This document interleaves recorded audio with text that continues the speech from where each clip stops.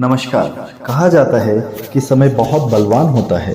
समय में वह ताकत होती है कि जो रातों रात राजा को भिखारी और भिखारी को राजा बना सकती है।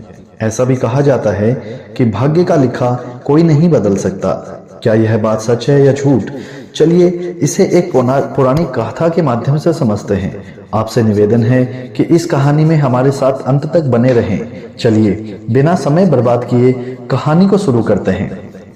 बहुत समय पुरानी बात है। उत्तर दिशा में एक अत्यंत शोभायमान नगरी थी। उस नगरी के राजा का नाम था विक्रमादित्य। विक्रमादित्य बड़ा ही दयालु और प्रजा का पालन करने वाला राजा था। सारी प्रजा राजा के न्याय से अत्यंत संतुष्ट थी। राजा विक्रमादित्य धर्म का पालन करते हुए न्याय करते थे। उन्होंने कभी किसी के साथ अन्याय नहीं किया। पापी और दुराचारी लोगों के लिए वे अत्यंत कठोर और निर्दय थे। चोर, लुटेरे और हत्या करने वालों को वो कठोर दंड दिया करते थे। इसी कारण उनके राज्य में गलत काम करने की कोई चेष्टा नहीं करता था। सारी प्रजा महाराज के कठोर स्वभाव से भी परिचित थी। महाराज विक्रमादित्य की एक पुत्री थी जिसका नाम पद्मावती था। पद्मावती अत्यंत गुणवान और सुंदर कन्या थी। उस समय उस नगर में पद्मावती जितनी सुंदर स्त्री कोई नहीं थी। जब पद्मावती बड़ी हुई तो राजा को उसके विवाह की चिंता सताने लगी। इसलिए राजा ने अपनी पुत्री के विवाह के लिए उचित वर खोजना आरंभ कर दिया। किंतु अनेक वर्ष बीतने के बाद भी राजा को कोई उचित वर नहीं मिला। फिर एक दिन साधु महाराज विक्रमादित्य के राज्य में पधारे। वे साधु बड़े ही विद्वान थे। उन्हें भूत और भविष्य जानने की विद्या भी प्राप्त थी। महाराज विक्रमादित्य ने उन्हें महान साधु का बड़े आदर के साथ स्वागत किया। उन्हें आसन देकर के हाथ जोड़ करके प्रणाम किया। राजा के इस प्रकार के आदर से वो साधु अत्यंत प्रसन्न हुआ। उन्होंने राजा को आशीर्वाद दिया और कहा कि हे राजन, मैं आपके आतिथ्य सत्कार से अत्यंत प्रसन्न हूँ। आपकी जो भी कामना हो मांग लो, मैं अवश्य पूरी करूंगा। तब महाराज विक्रमादित्य कहते हैं कि हे मुनिवर, मेरे पास सब कुछ है, धन धान्य, राजपाट, हाथी घोड़े, सोने के भंडार, किंतु इतना सब कुछ होने के बावजूद भी मेरे मन में एक बहुत बड़ा दुख है। साधु कहते हैं कि हे राजन, मैं आपको जानता हूँ, इसलिए आप बिना निसंकोच होकर के कहिए। आप जो कुछ जानना चाहते हैं मैं आपकी समस्या का निवारण अवश्य करूंगा। महाराज विक्रमादित्य कहते हैं कि हे मुनिवर, मेरे पास अनेक प्रकार के ऐश्वर्य होने के बावजूद भी मैं मेरी पुत्री के लिए उचित वर की खोज नहीं कर पा रहा हूँ। हर पिता की यही इच्छा होती है कि वह अपनी पुत्री के लिए उचित वर की खोज करे, ताकि विवाह के पश्चात उसकी पुत्री सुखपूर्वक जीवन व्यतीत करे। इसीलिए हे मुनिवर, कृपा आप मुझे यह बताइए कि मेरी पुत्री का विवाह कब होगा और किसके साथ होगा। मेरी पुत्री के लिए उत्तम वर कहाँ पर है। तब वह साधु कहते हैं कि हे राजन, मैं आपकी द्विधा को समझता हूँ और मैं आपकी इस समस्या का समाधान अपने अवश्य ही करूंगा। इतना कह करके वे साधु ध्यान लगाते हैं और राजा की पुत्री के भविष्य को देखने लगते हैं। राजा बहुत ही उत्सुक होकर के उस साधु की बात सुनने के लिए उसके सामने हाथ जोड़ करके बैठ जाते हैं। वे साधु राजकुमारी पद्मावती के भविष्य को देखते हैं और फिर अपनी आंखें खोल करके राजा को बताने लगते हैं कि हे राजन, आपकी पुत्री के लिए उत्तम वर आपके राजमहल में ही निवास करता है। यह बात सुनकर के राजा आश्चर्य में पड़ जाते हैं और सोचने लगते हैं कि हमारे राजमहल में ऐसा कौन सा उत्तम वर है जो मेरी नजर में नहीं आया। राजा अचंभित होकर के साधु की ओर देखते हैं और कहते हैं कि हे मुनिवर, आप यह क्या कह रहे हैं। हमारे महल में ऐसा कौन सा पुरुष है जो हमारी राजकुमारी के लिए उत्तम वर है। वह अब तक मेरी नजर में क्यों नहीं आया। कृपा आप मुझे उस पुरुष के विषय में बताइए। तब साधु कहते हैं कि हे राजन, मैं आपको उस पुरुष के विषय में अवश्य बताऊंगा और आप स्वयं खुशी खुशी अपनी पुत्री का विवाह उस पुरुष के साथ कर देंगे। राजा कहते हैं कि मुनिवर, इस प्रकार के वचन बोल करके आप मुझे द्विधा में डाल रहे हैं। कृपा शीघ्रता से बताइए कि वह उत्तम वर कौन है और मेरे ही राज्य में निवास करता है। अब साधु कहते हैं कि हे राजन, आपकी पुत्री पद्मावती का विवाह आपके महल में निवास करने वाले रघु नाम के नौकर के साथ होगा। यह बात सुनकर के राजा का कलेजा फट जाता है। वे बहुत क्रोधित होते हैं और राजा को महल में निवास करने वाले नौकर पर गुस्सा आता है। राजा विक्रमादित्य को रघु का स्वभाव अत्यंत प्रिय था। रघु राजा का हर प्रकार से ख्याल रखता था। रघु गरीब घर में जन्म लेकर भी अत्यंत बुद्धिमान और गुणवान था। उसने अनेक शास्त्रों का अध्ययन भी किया था, किंतु दरिद्रता के कारण वह राजा के महल में नौकर का काम करता था। रघु का स्वभाव अत्यंत दयालु था और वह बड़ी कुशलता से राजा की सेवा करता था। जब महाराज विक्रमादित्य बीमार थे तब रघु ने ही राजा की बहुत अच्छी से देखभाल की थी, किंतु राजा को यह बात हजम नहीं हुई कि उसकी पुत्री का विवाह रघु के साथ होगा। राजा को बहुत गुस्सा आया। वे सोचने लगे, यह सच बोल रहा है या नहीं, बस ऐसे ही हवा में बातें कर रहा है। देखने से तो विद्वान लगता है, लेकिन बातें तो मूर्खों की तरह कह रहा है। भला किसी राजकुमारी का विवाह किसी नौकर के साथ कैसे हो सकता है? मेरी पुत्री अत्यंत सुंदर और गुणवान है और रघु तो एक मामूली नौकर है। यह संभव कैसे हो सकता है? इस प्रकार सोच करके राजा उस साधु से कहते हैं कि मुनिवर, अवश्य आपसे कोई भूल हुई होगी। मेरी पुत्री तो राजकन्या है, उसका विवाह किसी नौकर के साथ कैसे हो सकता है? कृपया आप फिर से एक बार मेरी पुत्री का भविष्य देख करके बताइए। तब साधु कहते हैं कि हे राजन, मैंने जो कहा है वह 100% सत्य है। मैं कभी असत्य नहीं कहता। मैंने जो भविष्य देखा है वही आपको बताया है। आप चाहें या ना चाहें, आपकी पुत्री का विवाह है तो उसी नौकर के साथ होगा। इस होनी को कोई नहीं टाल सकता। आपकी पुत्री के भाग्य में जो लिखा है वही होगा। भाग्य का लिखा खुद विधाता भी नहीं बदल सकता। इतना कह करके साधु उस स्थान से चले जाते हैं। साधु के जाने के बाद राजा गहरी चिंता में पड़ जाते हैं। उन्हें साधु पर बहुत क्रोध आने लगता है। वे इस बात को स्वीकार करने के लिए तैयार नहीं होते हैं कि उनकी पुत्री का विवाह एक नौकर के साथ कैसे हो सकता है। फिर राजा सोचते हैं कि अगर मैं उस रघु को राज्य से ही निकाल दूं तो फिर उसका विवाह मेरी पुत्री के साथ हो ही नहीं सकता। राजा उस नौकर को बुलाते हैं। राजा के आदेश का पालन करते हुए वह राजा के पास पहुंच जाता है। राजा गुस्से में उससे कहते हैं कि हे रघु, अब तुम मेरे इस राज्य से निकल जाओ और मेरे राज्य के आसपास कहीं पर दिखाई मत देना।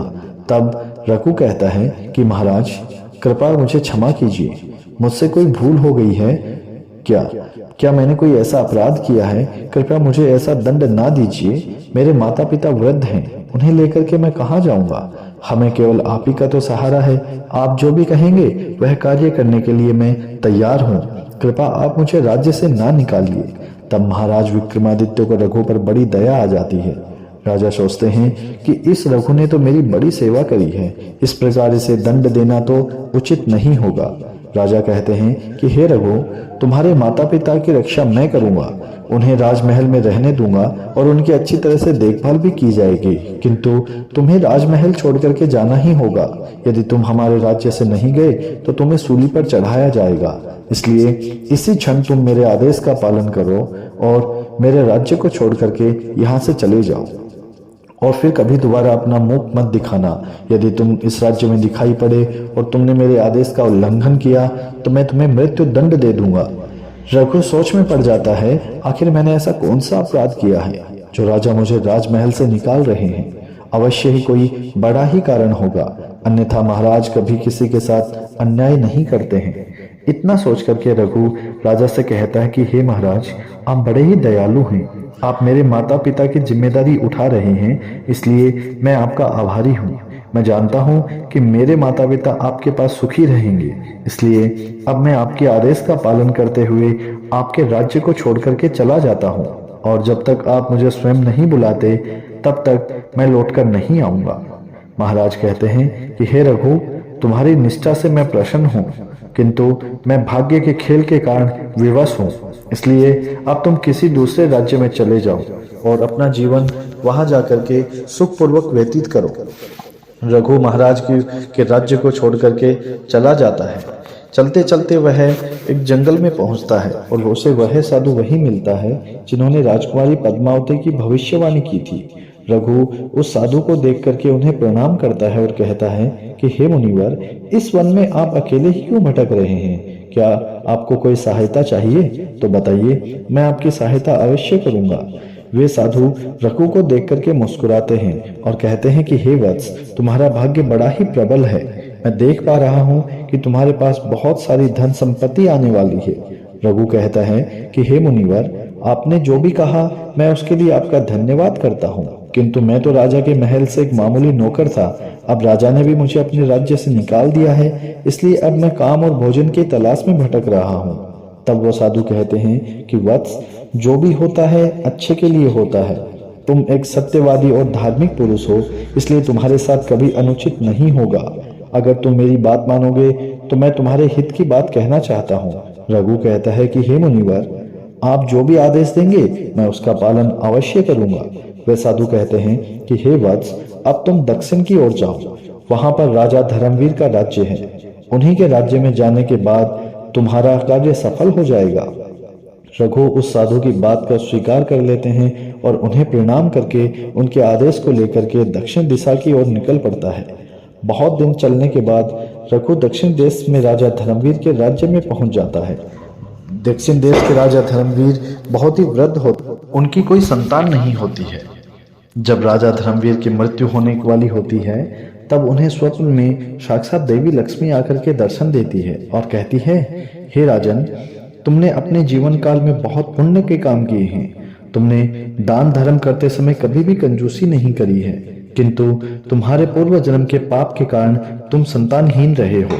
इसलिए तुम्हारी मृत्यु के पश्चात तुम उस व्यक्ति को अपना राज्य का राजा नियुक्त करना जिसे वह हाथी चुनेगा, जिसे तुमने मेरे मंदिर में रखा हुआ है।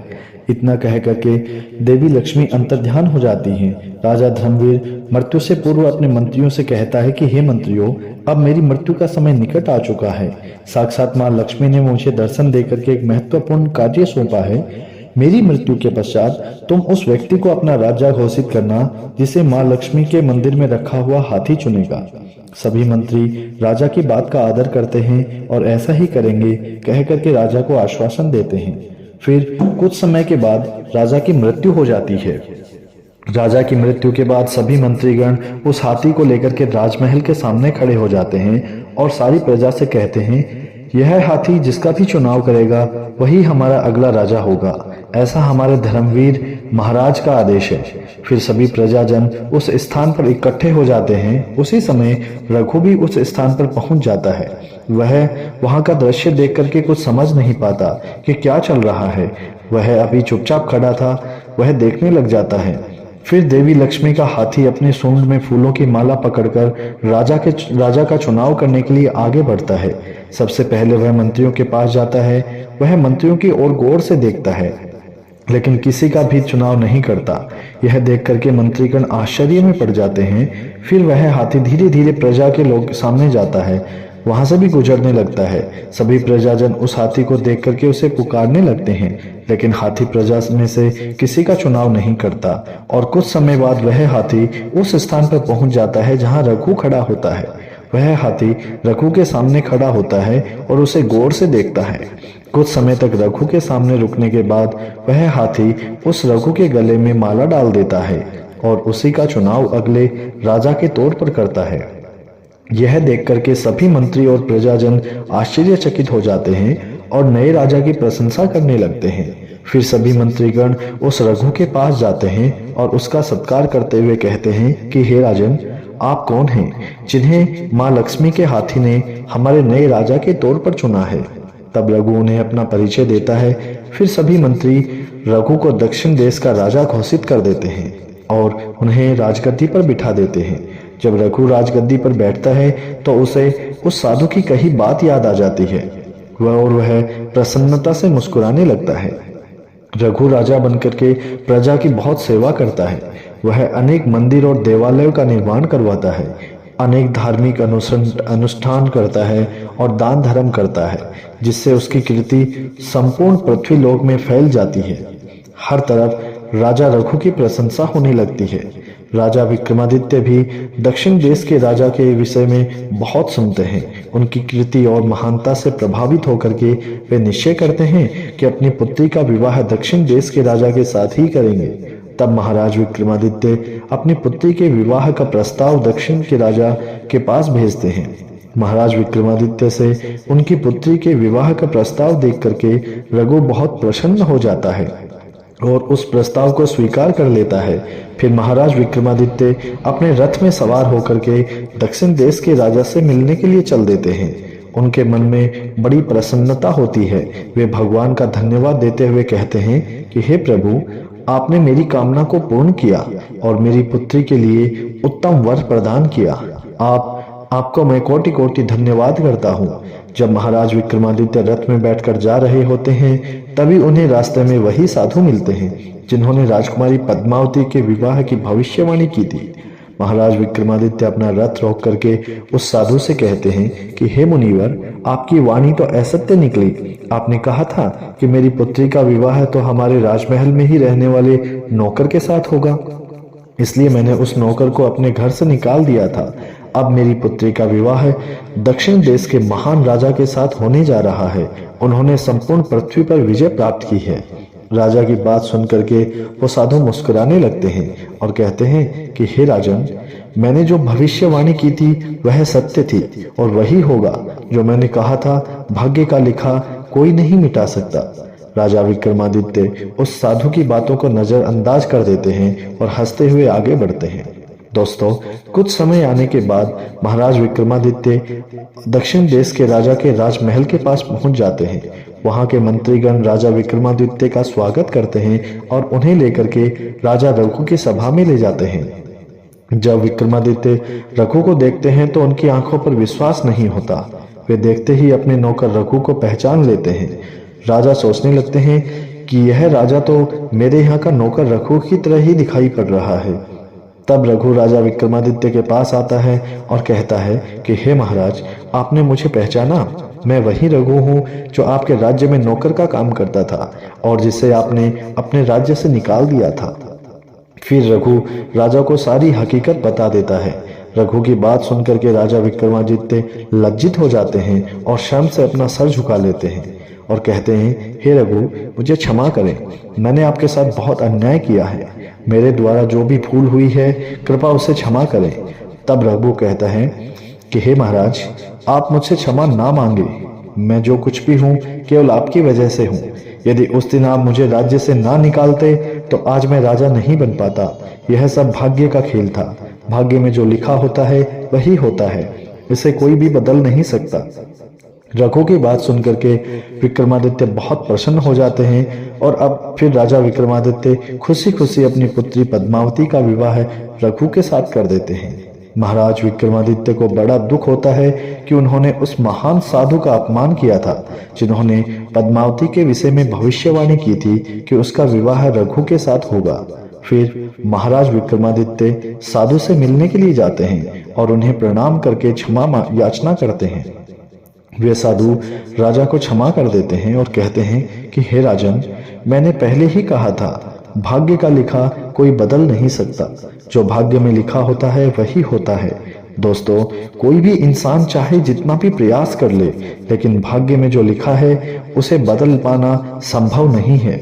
जब हम इस दुनिया में आते हैं तो हमारे जन्म के साथ ही विधाता हमारे जीवन की रूपरेखा तय कर देते हैं। वह भाग्य जो हमारी किस्मत में लिख दिया जाता है पत्थर की लकीर की तरह अटल होता है, जिसे ना तो मिटाया जा सकता है और ना ही बदला जा सकता है। दोस्तों, आपने आज इस कहानी से क्या सीखा? आप हमें कमेंट सेक्शन में जरूर बताएं और हाँ, हमारे चैनल को सब्सक्राइब करना ना भूलें ताकि आपको ऐसे ही और प्रेरणादायक कहानियां मिलती रहें। मिलता हूं फिर एक नई कहानी के साथ।